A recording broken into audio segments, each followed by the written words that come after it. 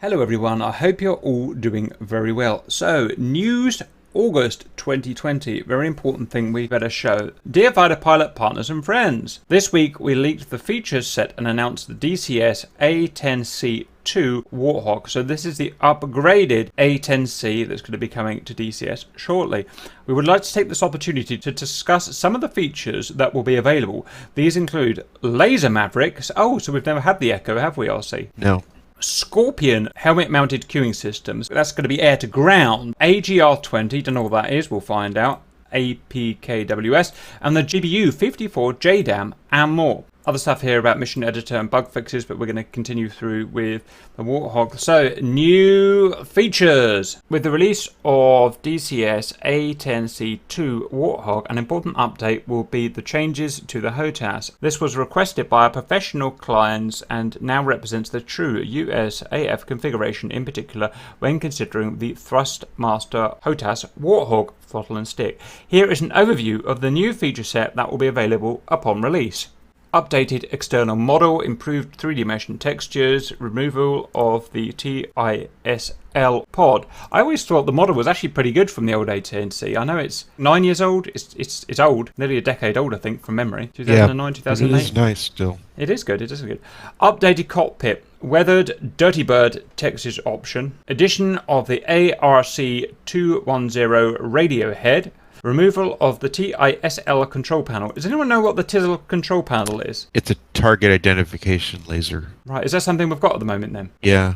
I just don't remember. Never used it, but wow, there's so much stuff. There's so much stuff in that plane. It's so full, but I don't know about you. I use about 10% of its features. Addition of the Scorpion helmet-mounted queuing system. We've got the AGM 65 E2 laser-guided Maverick, DSMS status and inventory pages with regards to said weapon, HUD and weapon video symbology, makes sense, ready, activate, scan, track and slave mode for the weapon, updated Maverick HOTAS commands obviously, and a PRF code input in the Dismas, because obviously you can assign. Now I wonder if you can assign codes to different missiles or Mavericks, or whether they have to be the same, because I remember, is it the A-10C? I think you have to set them all the same, or maybe a different plane. It's when I was flying the other day that I was not used to flying, and they all had to be the same. Okay, we'll find out. Missiles and guided bombs.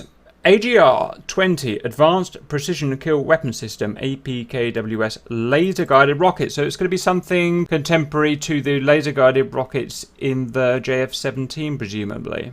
Very interesting. Yep. Okay, and now I wonder how powerful those rockets are going to be. Whether they can kill light armor, probably. Whether they can kill heavy armor, not sure. It's going to be interesting to see how effective they are, because they're really effective in the JF-17. Like, really effective. Then again, they are 90mm diameter, which is pretty big. Yeah, they're big. GBU 54 laser guided JDAM. So our understanding is not that it works as a INS/GPS and laser guided weapon. Our understanding is that it can be either. So it can either be a GBU 38 type weapon, which is INS GPS guided, which has its positives and negatives. So it can be launched from a long way away and then self guide, but it's not actually that accurate, plus or minus 30 feet or whatever it is. Whereas the laser, it has less range and is not fire and forget per se, but it is +2 or +3 feet accuracy. So that's going to be much more useful. And it can hit, in that mode as well, it can hit moving targets. So you'll either use it as an INS GPS or a laser guided weapon, as we understand it. We've got an ARC210 VHF UHF satellite radio.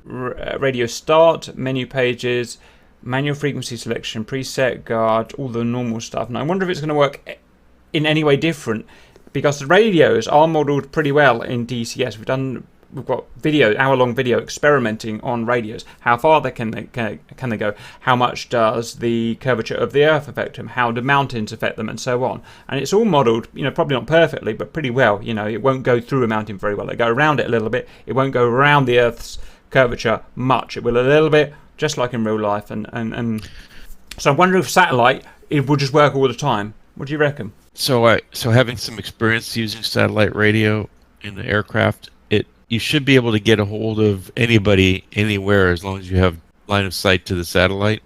Right. So it's a normal radio up to the satellite, and then so it's but there's a delay in transmission. You have to key it and wait for a beep and then start transmitting. It's not an immediate It's not Right. an immediate Because transmission. you've got lag, right? Right. How interesting. So that should be... I'm just trying to wonder if that affects us at all, because our radios obviously work different to, if you like, real radios, the way we key things. Yeah, I don't know how this would work. So Right, we'll just be have to see what interesting. happens there. I'd be surprised if they modelled the lag in, because just the way the DCS radios work, you know, the majority of Right. single players just press a button and it transmits a message. So we'll see. I don't know, we'll see. Scorpion helmet-mounted queuing system. Control head, helmet display, HOTAS commands, setting stat page. So that might be like the Hornet page where you set how you set it up. Yeah. Targeting, this is interesting.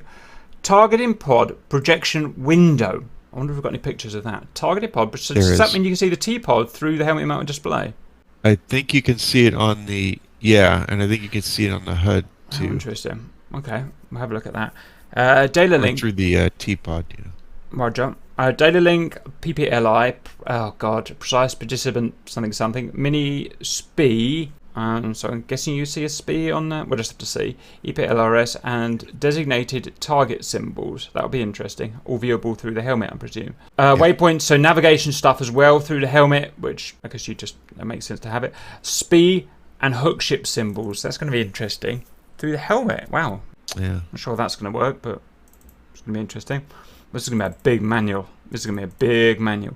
It already is big. Target, it is. Target designated controller and T-pod symbols. So what is that? Oh, so we can drive the TDC through the helmet mounted display. Yeah, yep.